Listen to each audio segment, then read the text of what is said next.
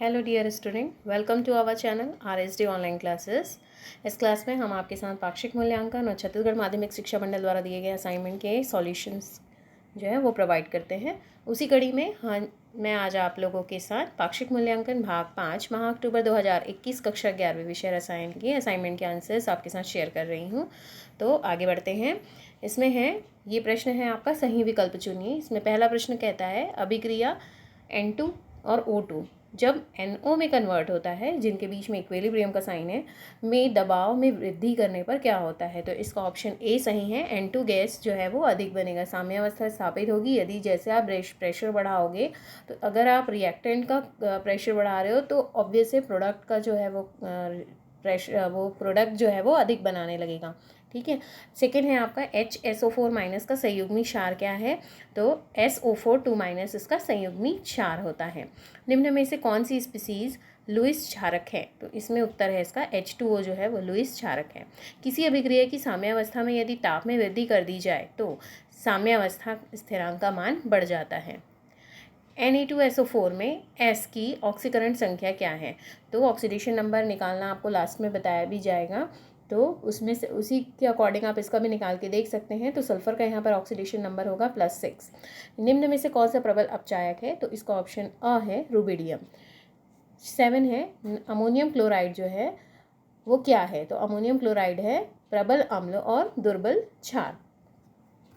प्रश्न 8वां है इसमें यदि अभिक्रिया दी हुई है आयरन और टिन की अभिक्रिया अगर कराते हैं तो रिएक्शन में बनने वाला प्रोडक्ट ए क्या है। तो यहाँ पर बनेगा A2Fe+। प्रश्न दूसरा है पीएच पीओएच और पीकेडब्ल्यू में संबंध स्थापित कीजिए। यदि हम जल का स्व आयनन मतलब जल जो है वो स्वतः ही टूटता है तो उनमें आयन जो होंगे वो H+ और OH- बनेंगे। दोनों के बीच में प्लस का साइन है, आप यहाँ पे लगाएंगे H+ OH-। ठीक है। अगर इसलिए जल की आयनिक गुणनफल क्या होगी W यहाँ पर वाटर के लिए है = H+ और OH- = 10⁻⁻14। अब दोनों पक्षों का लघु गुणा करने पर यदि हम दोनों पक्ष में लघु गुणा कर दें तो हमारी वैल्यू हो जाएगी log KW = log H+ log OH- = -14 log 10। ठीक है। -14 ये सामने हो जाएगा जब हम इसका लॉग लेंगे तो = log 10। ठीक है। अब पूरा ये जो समीकरण है आपका, इसमें आप क्या करोगे ऋणात्मक चिन्ह का गुणा करने पर। तो जब आप इसमें माइनस का मल्टीप्लिकेशन करेंगे तो ये हो जाएगा -log 10 KW = -log 10 H+ -log 10 OH- = 14 log 10। अब यहाँ पर log 10 की वैल्यू होती है 1, तो यहाँ पर = के साइन के बाद क्या आ जाएगा 14 आ जाएगा। log 2 1 हो जाएगा तो 14 × 1 = 1 हो गया। ठीक है। अब यहाँ पर ये याद रखिए कि log 10 KW की वैल्यू को हम क्या लिख सकते हैं PKW लिख सकते हैं। log 10 H - log 10 H की वैल्यू PH लिखी जा सकती है और -log 10 OH की वैल्यू POH लिखी जा सकती है। तो इस केस में क्या हो जाएगा PKW = PH + POH = 14। आपको रिलेशन में कई बार क्वेश्चन में PKW = PH + POH = 14 का रिलेशन भी समझाओ बोलता है, या क्वेश्चन भी पूछता है PH + POH = 14। इसको कैसे प्रूव करेंगे। तो ये आपके इससे 2 आंसर्स जो हैं वो रेडी हो जाते हैं। प्रश्न तीसरा कहता है नमी युक्त बरसात के मौसम में शरीर में पसीना ज़्यादा क्यों आता है। तो देखिए इसका उत्तर है वातावरण के जल तथा त्वचा के जल के मध्य साम्य स्थापित रहता है, लेकिन आर्द्र दिनों में जब ह्यूमिडिटी बहुत ज़्यादा होती है उस समय वायु में जल वाष्प जो रहता है वो संतृप्त रहती है। संतृप्त का मतलब होता है वो वहाँ पे उस समय उसमें क्या होगा, ना ही और हम उसमें ह्यूमिडिटी मिला सकते हैं और ना ही उसमें क्या है ह्यूमिडिटी को कम किया जा सकता है। ठीक है। तो वहाँ पर वो सैचुरेशन फॉर्म में रहता है। कौन? वाटर वेपर, जिसको हम कहते हैं जल वाष्प। तो आर्द्र दिनों में वायु में जल वाष्प जो रहती है वो संतृप्त अवस्था में रहती है, अतः त्वचा का पसीना जो है वो वाष्पीकृत नहीं हो पाता है, जिससे आर्द्रता युक्त दिनों में शरीर में पसीना जो है वो बहुत ज़्यादा निकलता है। तो ये आपका प्रश्न प्रश्न था। तो यहाँ पे क्या होगा, वेपोराइजेशन जो रहता है वो नहीं आता है, पूरा शरीर जो है वो जिसमें चिपचिपापन जो रहता है, मौसम में ह्यूमिडिटी होती है तो इसकी वजह से पसीना यानी कि हमें गर्मी बहुत ज़्यादा उस टाइम पे लगती है, क्योंकि उस टाइम पे सैचुरेशन होता है किसका, वायु में जल वाष्प का, इसलिए वहाँ उस समय हमें पसीना जो है वो ज़्यादा आता है। अगला प्रश्न है, हेनरी के नियम को उदाहरण सहित लिखिए। तो इसमें उदाहरण पूछा है, आपको उदाहरण भी देना होगा। तो देखिए, हेनरी का नियम कहता है कि किसी निश्चित ताप पर विलायक की एक निश्चित मात्रा में विलेय गैस की मात्रा उस विलयन के ऊपर गैस के दाब के समानुपाती होती है। मैंने यहाँ पे इसका इन दोनों के बीच में संबंध नहीं बताया है, पर आप इसमें सिर्फ आपको नियम पूछा है, आप नियम बताइए, और उदाहरण पूछा है कि किस प्रकार से वो कैसे विलय की जो मात्रा होती है विलयन के ऊपर गैस के दाब के समानुपाती होती है। तो देखिए, इसका उदाहरण ये कहता है कि सोडा वाटर की बोतल बंद करते समय बोतल के अंदर का CO2 गैस का दाब वायुमंडलीय दाब की अपेक्षा अधिक रहता है, जिससे गैस विलयन में अधिक मात्रा में विलय रहता है। CO2 गैस के विलय और अविलय अणुओं के मध्य साम्य स्थापित रहता है। जब हम बॉटल खोलते हैं तब विलयन पर कार्य करने वाला दाब जो रहेगा, जैसे उसमें प्रेशर लगाया जाता है, प्रेशर डाल के हम खोलते हैं, तब अचानक से वो जो दाब जो रहता है वो बहुत कम हो जाता है, जिससे साम्यावस्था स्थापित करने के लिए CO2 गैस, मतलब वो इक्वल रहे उसके लिए CO2 गैस जो है वो तेज़ी से बाहर निकलती है।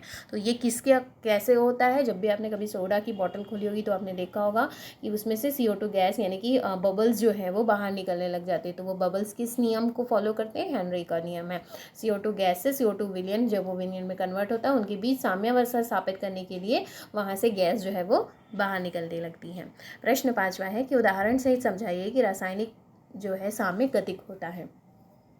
तो इसको हम कैसे समझा सकते हैं, हैबर विधि में जब NH3 का निर्माण होता है तो साम्यावस्था कैसे होती है ये बताएंगे। तो देखिए, N2 + 3H2 जो है वो कन्वर्ट होता है 2NH3 में।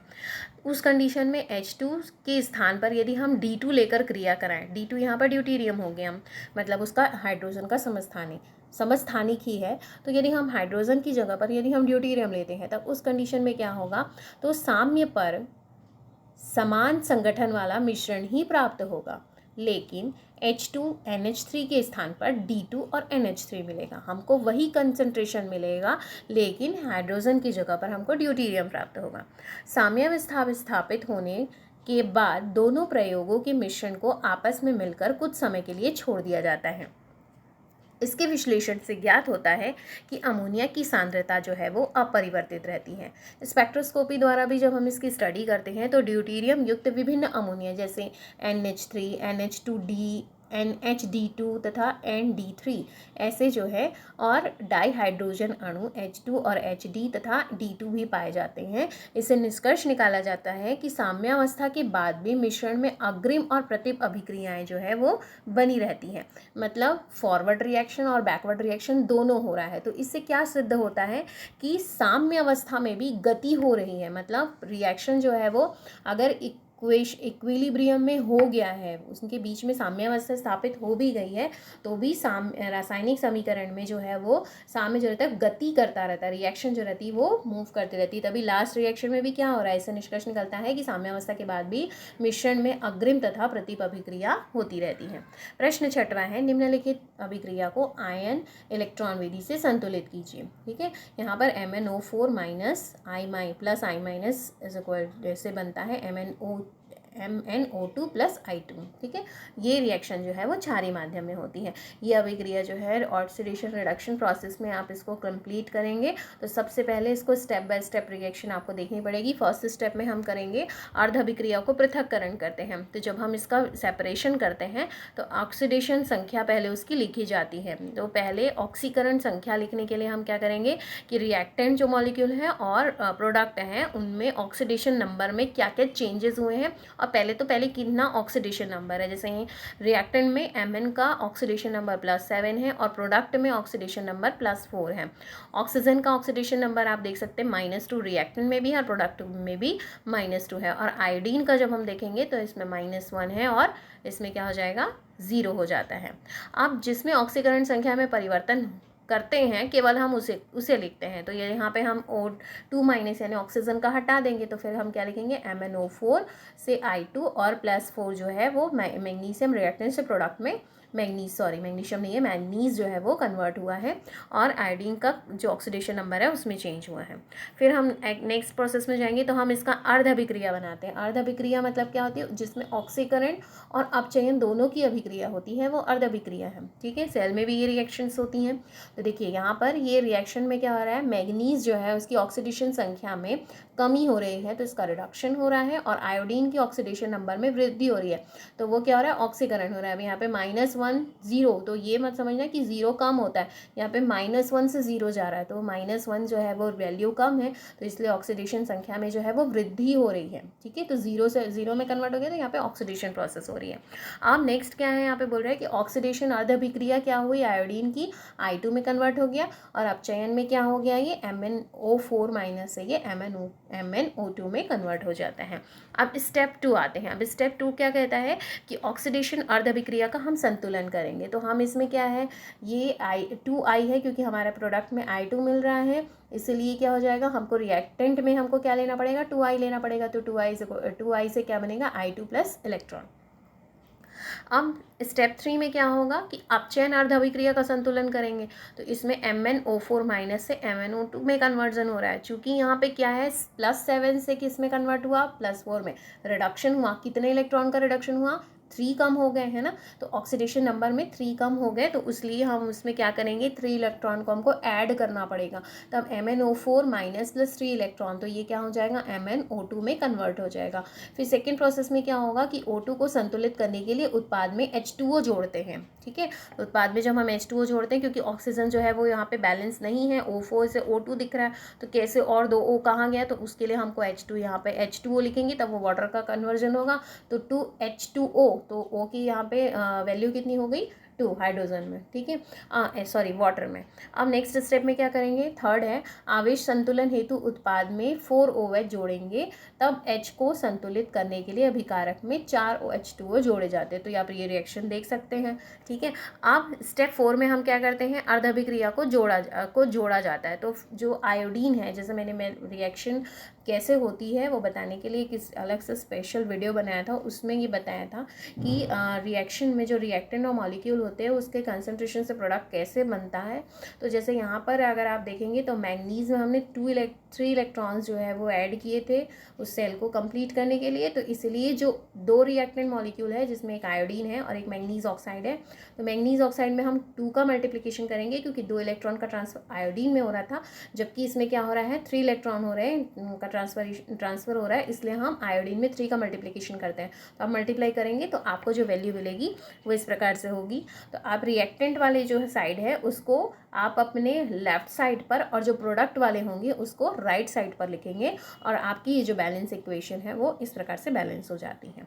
ठीक है, अगला प्रश्न आपका क्रोमियम ऑक्साइड और सल्फर डाइऑक्साइड से क्रोमियम और Cr3+ और SO4 2- जो है वो रिएक्टेंट को आपको बैलेंस करना है। ये भी कौन सी रिएक्शन हो रही है, क्षारीय माध्यम में हो रही है। ये भी ऑक्सीडेशन और रिडक्शन की प्रोसेस है, आप इसमें भी देख सकते हैं। यहाँ पर पहले आप अर्ध अभिक्रिया को लिखेंगे स्टेप 1 में, तो ऑक्सीडेशन किस में हो रहा है और रिडक्शन किस में हो रहा है। तो आप पहले इसमें SO2 से SO4 में कन्वर्ट हो जा रहे हैं। अब O2 को आप संतुलित करेंगे तो आपको H2O लगाना पड़ेगा। अब इसमें चार्ज को हम बैलेंस करेंगे, तो चार्ज बैलेंस करने के लिए क्या करेंगे, यहाँ पे SO2 और 2H2O, तो SO4 2- प्लस 2 इलेक्ट्रॉन यहाँ पे चार्ज के फॉर्म में बैलेंस हो जाता है। तो ये रिएक्शन 1 हुई, आप इसको नाम 1 दे दीजिए। अब यहाँ पर रिडक्शन प्रोसेस को बताएंगे, अपचयन अभिक्रिया। अपचयन अभिक्रिया में क्रोमियम में जो क्या होती है, अपचयन की रिएक्शन होती है। फिर यहाँ पे रिएक्शन को बैलेंस किया जाएगा, क्रोमियम को संतुलित किया जाएगा, और O2 का जो है वो भी कंसंट्रेशन हम संतुलित करेंगे। तो यहाँ पर आप हाइड्रोजन का फिर उसके बाद आप हाइड्रोजन का भी इसमें संतुलन करते हैं। तो यहाँ पे आपको आवेश का संतुलन, फिर आप जैसे उसमें आपने SO4 में संतुलन किया आवेश का, चार्ज का, वहाँ पर आप यहाँ पे 6 इलेक्ट्रॉन ऐड करेंगे तो आवेश का संतुलन हो जाएगा। ये समीकरण बी हुआ। आप समीकरण ए और समीकरण बी दोनों को आप क्या कर देंगे, जोड़ देते हैं, तो आपको जो रिएक्शन मिलेगी वो इस प्रकार से मिलेगी। आप एक को 6 से मल्टीप्लाई करेंगे और एक को 3 से मल्टीप्लाई करेंगे। यहाँ पर रिएक्शन जो है वो बैलेंस्ड इक्वेशन के फॉर्म में आपको मिल जाती है।